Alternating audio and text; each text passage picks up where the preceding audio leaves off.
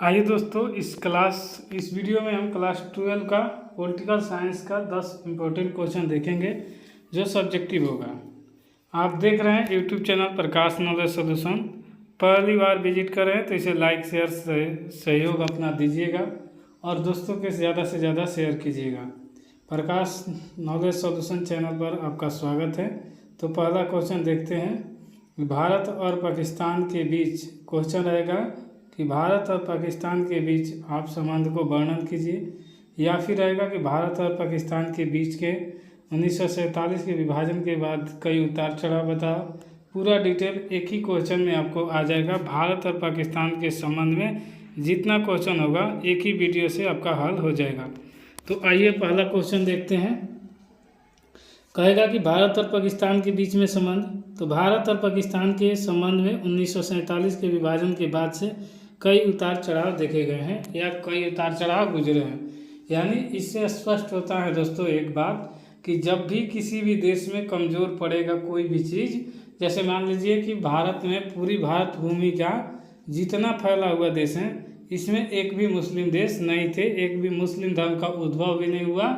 मुस्लिम धर्म का उद्भव जो हुआ वो सऊदी अरब मक्का मदीना की तरफ हुआ है। लेकिन यहाँ पर धर्म कमज़ोर होते हिंदुस्तान का, ये जहाँ पर मुसलमान की जनसंख्या ज़्यादा हुआ वहाँ पर अलग राष्ट्र के बात हुई और वहाँ पर धर्म के विभाजित हो गया और एक बन गया पाकिस्तान।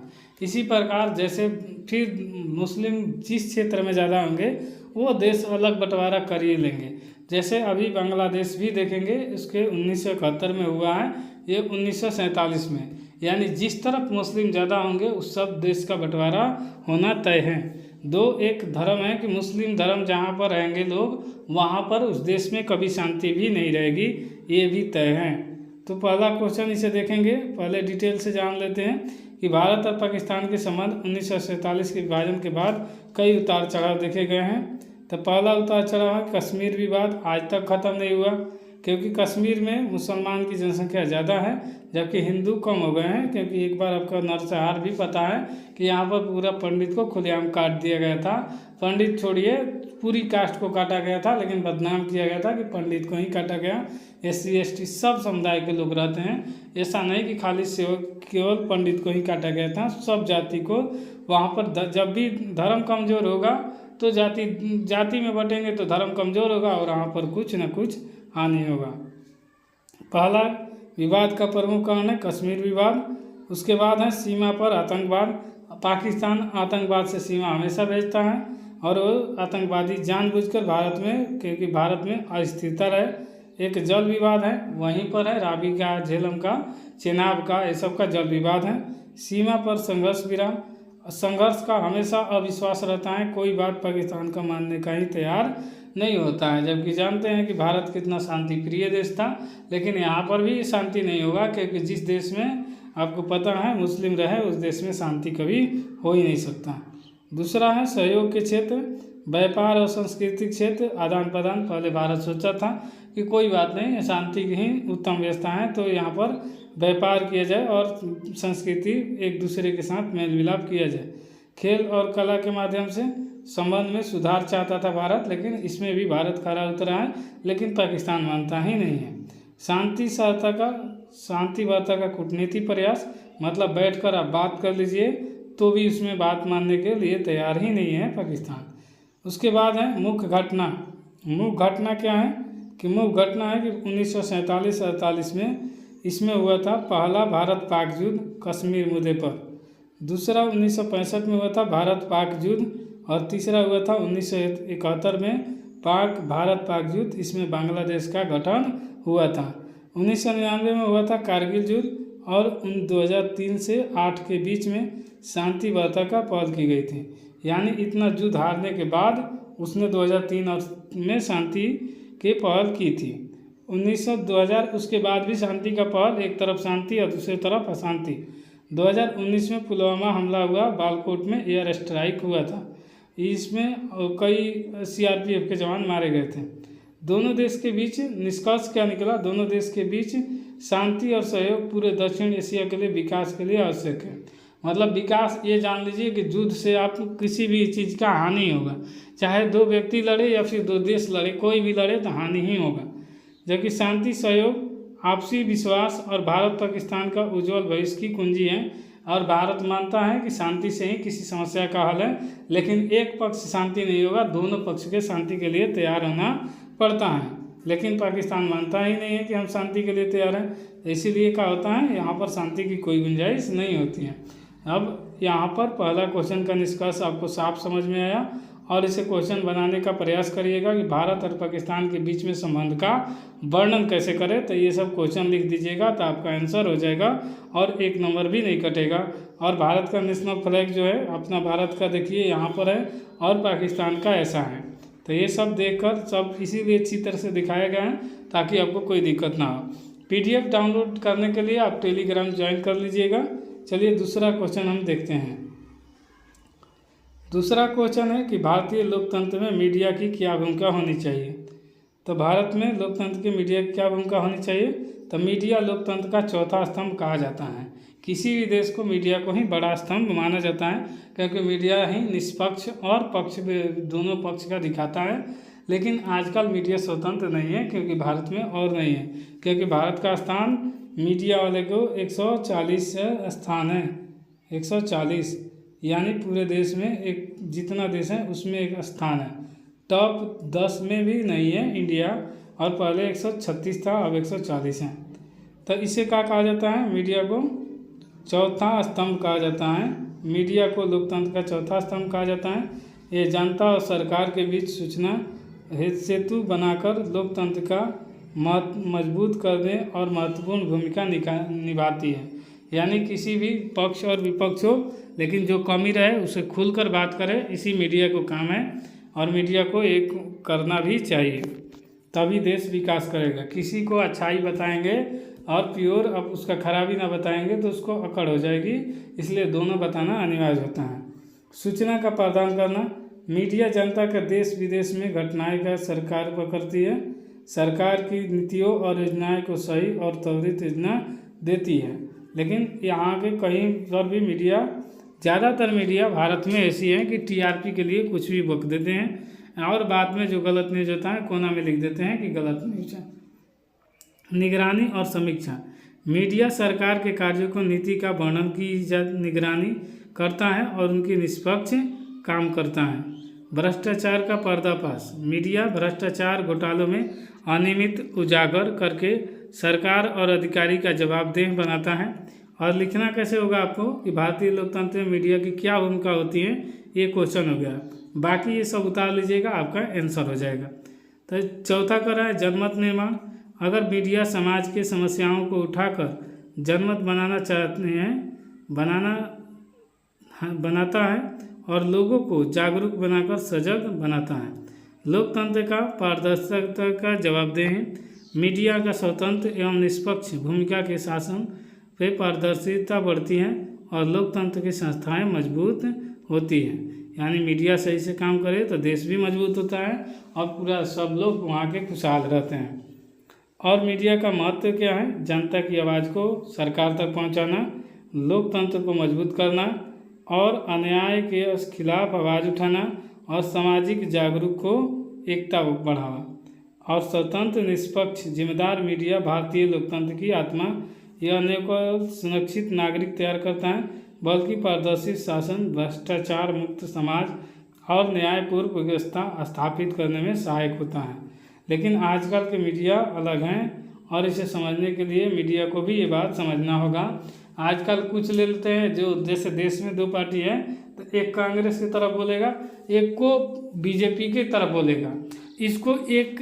लेकिन मीडिया का ये काम नहीं है। मीडिया का ये काम है निष्पक्ष काम करना, यानी जिसका गलती हो गलती कहो और सही हो तो सही कहो। अगर कोई मीडिया का प्रवक्ता सही BJP के कोई काम सही लग रहा है तो सही कह रहा है, तो उसको विपक्ष में बैठा हुआ एक उसको उसमें भी खराबी लगेगा जो कांग्रेस की तरफ से बोलेगा। तो ये हाल हो गई है देश में आजकल। आइए अगला क्वेश्चन देखते हैं। अगला क्वेश्चन है कि भारतीय संविधान की प्रमुख विशेषता क्या है। और भारतीय संविधान की प्रमुख विशेषता क्या है, तो भारतीय संविधान के विश्व का सबसे बड़ा संविधान माना जाता है। और संविधान को भी यहाँ पर चित्र में आपको साफ साफ दिखाई दिया है। अगर कोई डाउट हो तो देखिए यहाँ पर ये संविधान का, भारतीय संविधान का सिंबल दिखाई दे रहा है आपको। लिखित संविधान है, ये भारत का सबसे बड़ा संविधान है। भारतीय संविधान विश्व का सबसे बड़ा लिखित संविधान है।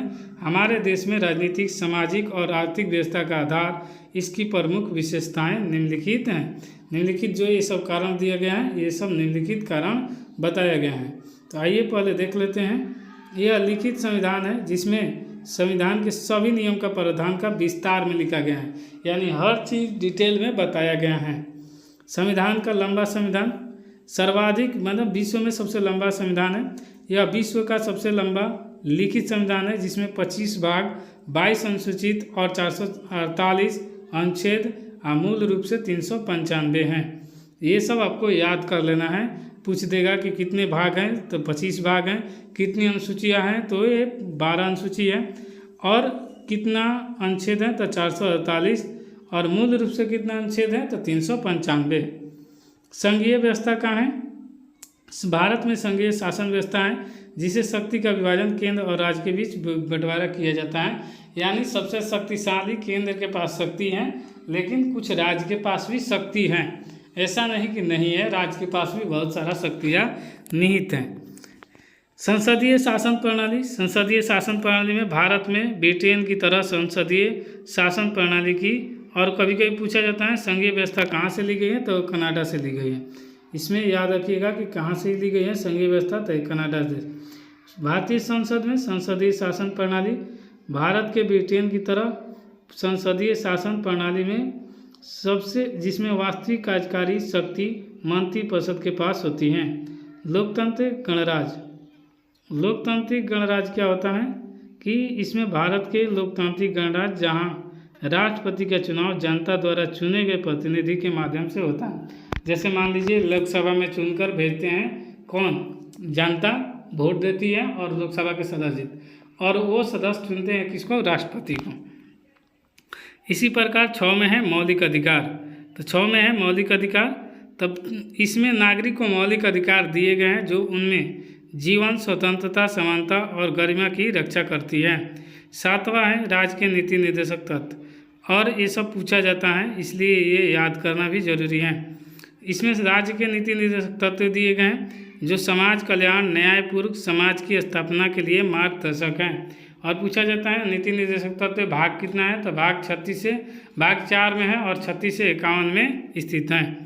स्वतंत्र न्यायपालिका, भारत में न्यायपालिका स्वतंत्र है जो संविधान की व्याख्या करती है कि नागरिकों का अधिकार रक्षा करती हैं। 9 में संशोधन का लचीलापन, संविधान में संशोधन की व्यवस्था जिसमें समय के साथ बदलती परिस्थिति के अनुसार इसमें आवश्यक परिवर्तन किए जा सकते हैं। समावेशी और विविधतापूर्ण, भारतीय संविधान तो कैसा है, तो अंशतः लचीला और अंशतः कठोर है। मतलब ना तो लचीला है ना ही कठोर है, लेकिन आज के मौजूदा परिस्थिति के अनुसार भारत के संविधान होनी चाहिए कठोर।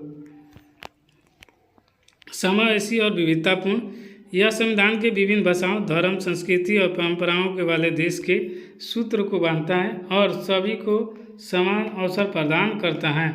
इस प्रकार भारतीय संविधान एक मजबूत, न्यायपूर्ण और प्रगतिशील राष्ट्र की नींव है जो हमें एक समृद्ध और लोकतांत्रिक भविष्य की ओर ले जाता है। यानी भारतीय संविधान जो है एक मजबूत, न्यायपूर्ण, प्रगतिशील मतलब विकास के राष्ट्र की नींव है और समृद्धि लोकतांत्रिक भविष्य की ओर ले जाते हैं। कुछ दिन पर मीडिया सुधर जाए, अच्छा हो जाए तो देश आगे और तरक्की करेगा। आइए अगला क्वेश्चन देखते हैं दोस्तों कि भारतीय संघवाद की प्रमुख विशेषताएं क्या हैं।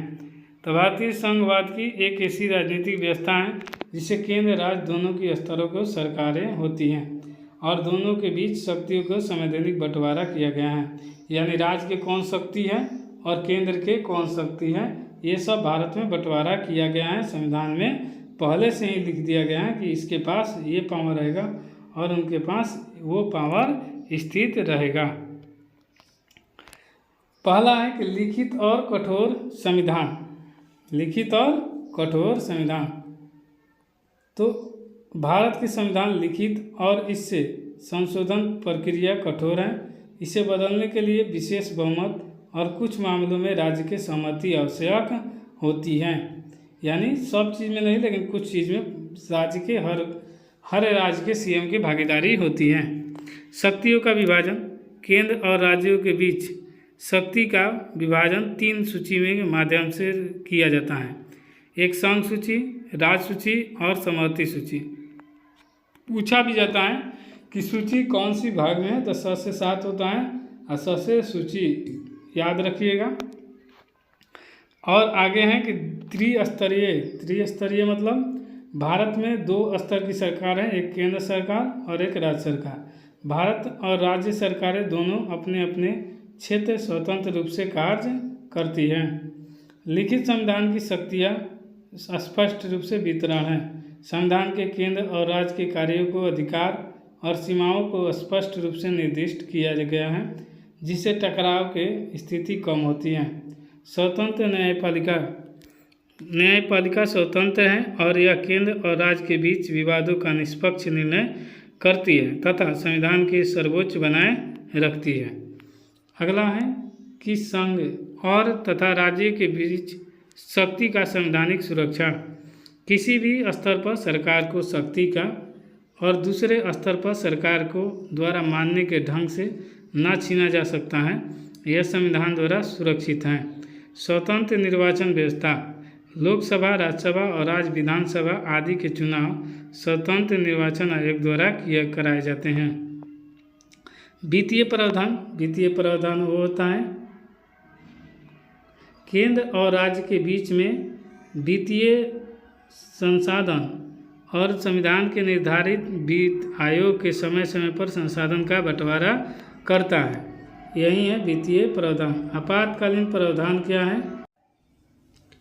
वित्तीय प्रावधान केंद्र और राज्य के बीच वित्तीय संसाधन का वितरण संविधान के निर्धारित वित्त आयोग के समय समय पर संसाधन का बंटवारा करता है। आपातकालीन प्रावधान क्या है? आपात के स्थिति में केंद्र सरकार को राज्य और कार्यों का नियंत्रण करने का कुछ विशेष अधिकार प्राप्त होती हैं। एकात्मक और झुकाव, भारतीय संघवाद एकात्मक और विशेषताएं भी जैसे मजबूत केंद्र के संविधान के एक नागरिक अवशिष्ट शक्तियाँ केंद्र निहित होना है।